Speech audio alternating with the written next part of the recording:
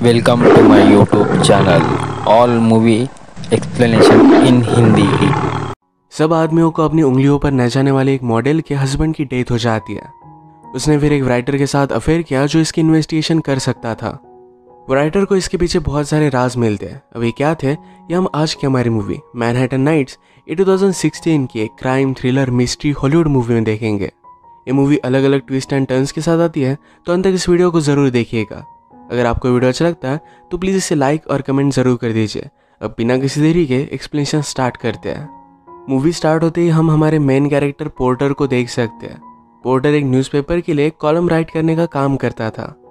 ये न्यूयॉर्क के क्राइम के बारे में था, तो न्यूयॉर्क के अलग अलग क्राइम सीन विजिट कर वहाँ से इन्फॉर्मेशन उसे निकालनी होती है।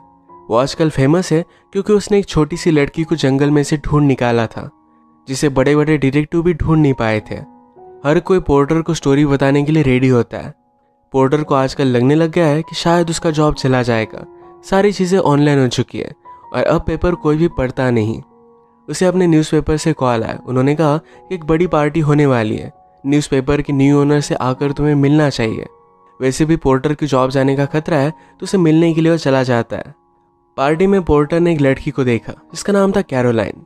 वो सोच रहा था कि उसे लास्ट टाइम उसने कहाँ देखा है।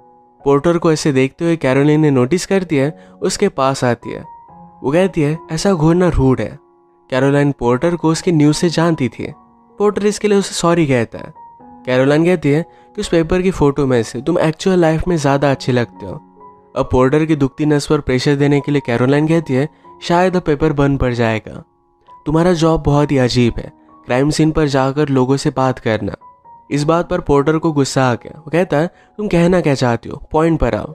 कैरोलाइन कहती है कि मेरा घर पास में ही है, मेरे हस्बैंड की डेथ के बारे में मुझे तुमसे बात करनी है। कैरोलाइन का हस्बैंड एक फेमस डायरेक्टर था जिसके आग में जलकर डेथ हो गई थी। इसके बारे में पोर्टर को पता था, जो एक अनसॉल्व केस है। पोर्टर कुछ बोल पाता तभी न्यूज़पेपर के ओनर से मिलने के लिए उसे लेकर जाते हैं। ओनर ने सिर्फ उसे देख लिया और फिर पोर्टर को जाने के लिए कहा जाता है। कैरोलाइन पार्टी से जा रही थी तो पोर्टर कहता है कि मैं भी तुम्हारे साथ चलता हूँ। कैरोलाइन ने पोर्टर को पुलिस एविडेंस दिखाया। ये एविडेंस इस तरीके से घर लाना ही इलीगल है। पोर्टर इसके बारे में उसे वार्न करता है, पर कैरोलाइन सिर्फ एक ही चीज़ चाहती थी, अपने हस्बैंड के मर्डर को सॉल्व करना। किसी को भी पता नहीं था कि कैरोलाइन का हस्बैंड उस बिल्डिंग में पहुंचा कैसे, जो डेमोलिश हो रही थी। उसकी बॉडी के ऊपर कोई भी चाबी वगैरह कुछ भी नहीं था। पोर्टर कैरोलाइन से कहता है तुम्हारे हस्बैंड के बारे में लोगों के मिक्स्ड रिव्यूज़ थे। कुछ लोगों को अच्छा लगता था तो कुछ लोग उसे घटिया समझते थे। उसके बाद पोर्टर घर पर आ गया। उसका घर सिटी में था, पर फिर भी ज़रा सिक्लूडेड था। अपनी फैमिली को सिटी की डेंजरस चीज़ों से हमेशा छुपा कर रखना चाहता है। इसके बाद मॉर्निंग में उसके बेटे और एक ब्यूटीफुल सी वाइफ हम देखते हैं। उसकी वाइफ एक डेंटिस्ट थी। पोर्टर ज़रा अपनी वाइफ लीसा से अपसेट था कि उसे टाइम नहीं दे पाती। ये बात लीसा ने अपसेट की और उसकी नाराज़गी दूर की। ये दोनों अपनी रिलेशनशिप को बहुत वैल्यू करते थे। आज पोर्टर सोच रहा था कि कैरोलाइन की हेल्प की जाए या नहीं। उसे एक टॉफ़ी मिली जिसमें लिखा था कि अपॉर्चुनिटी सिर्फ एक बार आती है, तो अपना माइंड चेंज कर कैरोलाइन की हेल्प करने के लिए मान जाता है। उसने कैरोलाइन से पूछा कि तुम अपने हस्बैंड से मिली कैसे थी। कैरोलाइन कहती है कि मैं एक मॉडल थी, एलए छोड़कर न्यूयॉर्क में अब शिफ्ट हो गई थी। तभी एक बार मैं अपने हस्बैंड से मिली। वो तुरंत उसके साथ बात करने लग गया था। एक दूसरे की पर्सनैलिटी, एक दूसरे की स्टोरीज इन दोनों को बहुत अच्छी लगी थी। वहीं पर उन्होंने 4-5 घंटे बात की। तभी अचानक से उसके हस्बैंड ने उसे पूछ लिया क्या तुम मुझसे शादी करोगी।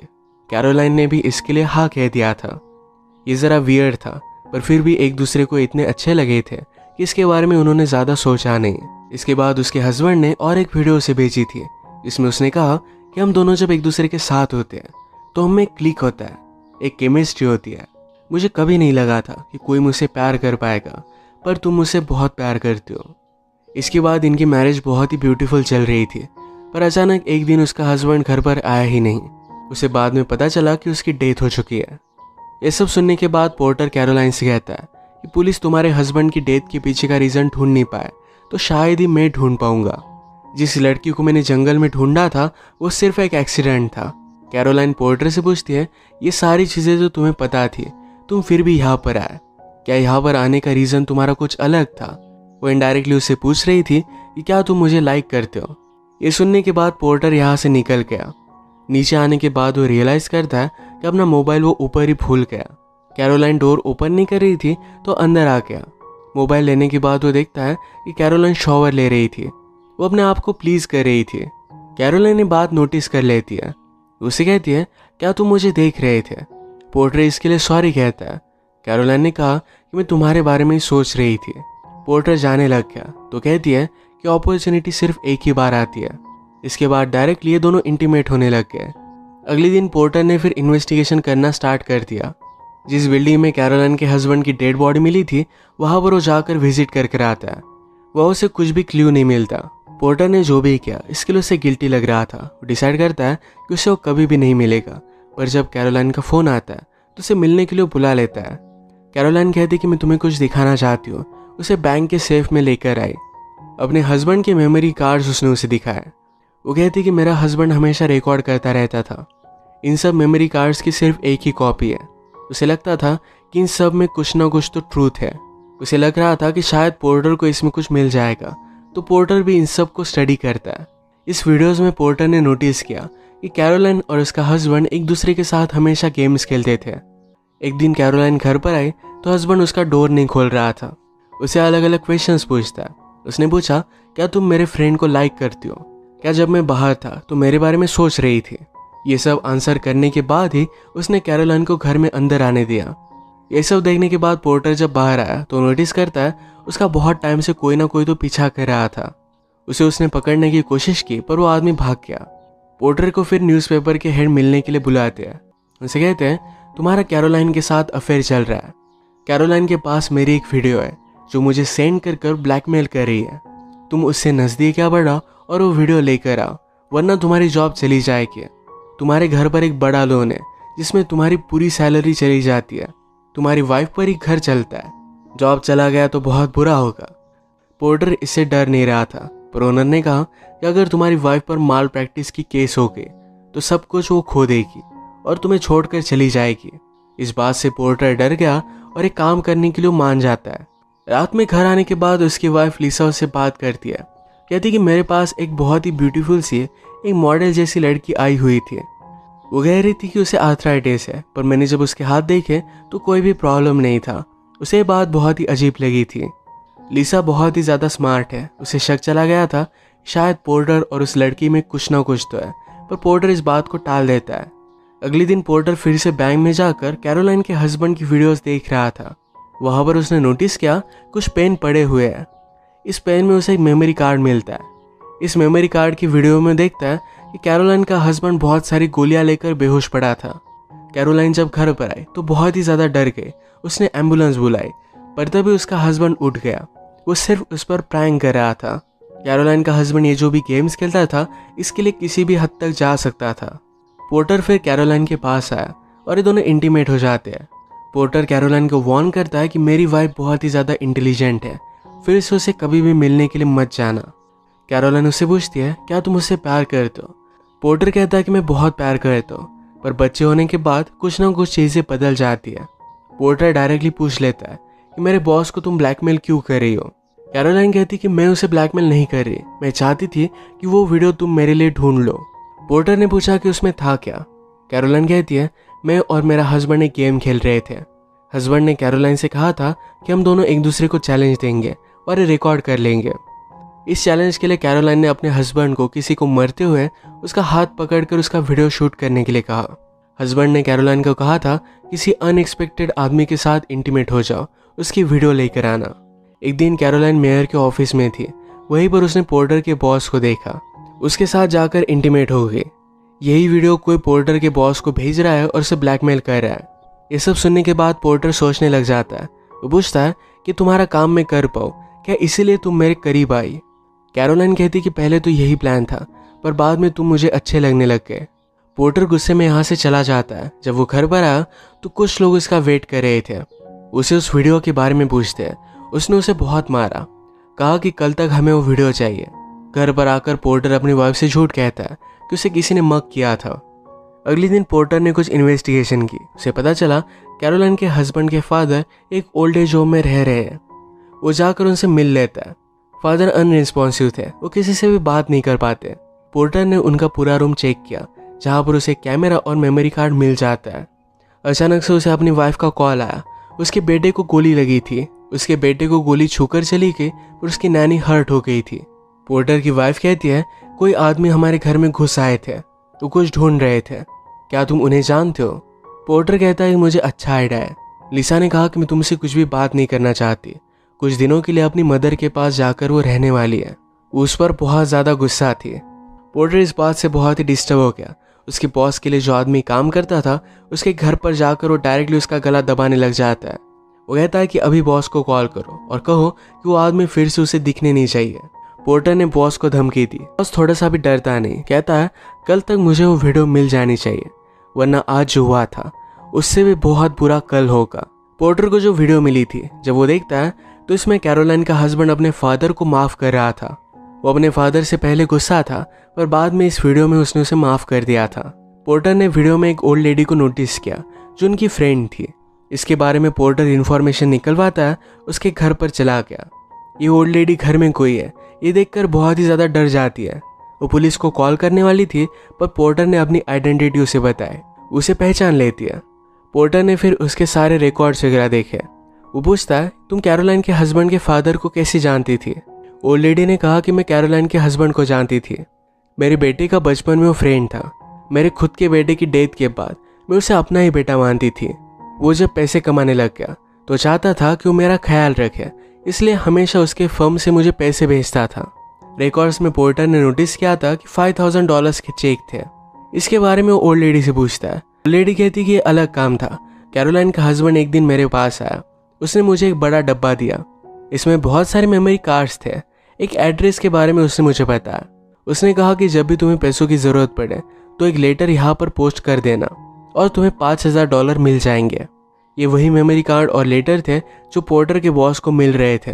पोर्टर उस ओल्ड लेडी को समझाता है कि आप इस मेमोरी कार्ड को कभी भी किसी को भी सेंड मत करना, ये बहुत ही डेंजरस है। इसकी ओरिजिनल कॉपी उसने उससे ले ली। इस वीडियो में पोर्टर ने देखा कि उसका बॉस और कैरोलाइन रूम में आए। बॉस कैरोलाइन को एक स्टोरी सुनाता है। कहता है, मैं जब यंग था तो मैंने एक बहुत ही स्टूपिड चीज़ की थी। जहाँ पर वो काम करता था वही कि एक प्रोस्टिट्यूट के वो प्यार में पड़ गया। जब कुछ गुंडों को इसके बारे में पता चला तो उन्होंने बॉस को बहुत मारा था। मारने में बॉस का प्राइवेट पार्ट हर्ट हो गया और इस वजह से वो कुछ भी कर नहीं सकता। ये स्टोरी सुनाते हुए बॉस को बहुत बुरा लगता है। कैरोलाइन उसे सहारा देती है। कैरोलाइन ने भी उसके कान में एक स्टोरी उसे सुनाई। ये स्टोरी क्या थी ये वीडियो में कोई भी सुन नहीं सकता। ये स्टोरी सुनने के बाद बॉस को भी कैरोलाइन के लिए बहुत बुरा लगा। इसके बाद वीडियो में सिर्फ वो उसे प्लीज करता है। ये देखने के बाद पोर्टर बॉस के पास आया। उसने वीडियो उसे दे दी। बॉस कहता है कि हमने वीडियो ढूंढने की बहुत कोशिश की थी, पर कैरोलाइन के यहाँ हमें वीडियो मिली नहीं थी। पोर्टर कहता है कि वीडियो कैरोलाइन तुम्हें सेंड नहीं कर रही थी। बॉस ने कहा, कैरोलाइन के घर में हमें एक चाबी मिली थी जिसका ताला हम ढूंढ नहीं पाए। ये चाबी वो पोर्टर को दे देता है। ये चाबी मिलने के बाद पोर्टर इस बात को जाने देने के लिए रेडी नहीं था। उसे अब भी पता करना था कि कैरोलाइन के हस्बैंड के साथ हुआ क्या। वो फिर से उस डेमोलिश्ड बिल्डिंग के पास पहुंचा जो बिल्डिंग बर्बाद हो चुकी थी। उस बिल्डिंग के सामने और एक बिल्डिंग थी जहाँ के बेसमेंट की चाबी थी। पोर्टर जब ये नीचे जाकर देख रहा था तो वॉचमैन ने उसे नोटिस किया। वॉचमैन कहता है, इन दोनों बिल्डिंग के बेसमेंट कनेक्टेड थे, उनकी डिज़ाइन भी सेम थे। दूसरी बिल्डिंग से पोर्टर को पता चला कि बेसमेंट में कुछ भी छुपाया जा सकता है। वहाँ पर एक पूरी रूम थी। वो फिर रात में नीचे खोद कर बेसमेंट देखता है। वहाँ पर कैरोलाइन के हस्बैंड के उसे कैमरेज मिले। इसका वीडियो फुटेज वो चेक करने लग गया। कैरोलाइन के हस्बैंड की जब डेथ हुई थी उसकी लास्ट नाइट का फुटेज था। हस्बैंड और कैरोलाइन दोनों इस बिल्डिंग में आए हुए थे। यहाँ पर फिर से कुछ गेम खेलने वाले थे। कैरोलाइन कहती है, मैं यहाँ पर डर रही हूँ, जल्दी से हमें यहाँ से चले जाना चाहिए। कैरोलाइन का हस्बैंड उसे एक हॉर्स दिखाता है। कहता है, न्यूज़पेपर के बॉस ने तुम्हें भेजा हुआ है। मैंने इसके बारे में इन्फॉर्मेशन निकलवाई तो $1.8 मिलियन का है। कैरोलाइन की वीडियो उसके हस्बैंड ने देखी थी। इस बात पर वो गुस्सा था। वो जानना चाहता था कि कैरोलाइन ने बॉस को क्या स्टोरी बताई। कैरोलाइन इसके लिए मना कर दिया, पर उसका हस्बैंड मानता नहीं। ये पूरे प्लेस को उसने लॉक कर दिया है। अपने हस्बैंड से चाबी लेने की उसने कोशिश की, पर चाबी उसने फेंक दी। मौके का फ़ायदा उठाकर हस्बैंड ने कैरोलाइन के पैर लिफ्ट से बांध दिया। हस्बैंड कहता है कि हमारे पास वक्त ही वक्त है। जब तक सुबह नहीं हो जाती तब तक इस बिल्डिंग को तोड़ने नहीं वाले। अगर तब तक तुमने मुझे नहीं बताया तो हम दोनों यहीं पर मर जाएंगे। ये कहने के बाद कैरोलाइन के कब्ज़ की चाबी वो दूध के साथ पी लेता है। कैरोलाइन से फिर से उसने पूछा, पर उसे फिर से मना करती है। उसने गुस्से में लिफ्ट को फिर स्टार्ट कर दिया। कैरोलाइन लिफ्ट के साथ घसीटने लग गई। वो नीचे जाने वाली थी पर तभी लिफ्ट स्टॉप हो जाती है। कैरोलाइन ने कहा कि मैं तुम्हें सब कुछ बताती हूँ। इस स्टोरी सुनने के लिए उसका हस्बैंड उसके पास आया।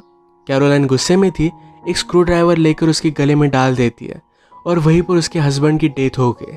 जैसे कि हमें पता है, कैरोलाइन की जंजीरों की चाबी उसके हस्बैंड के पेट में थी।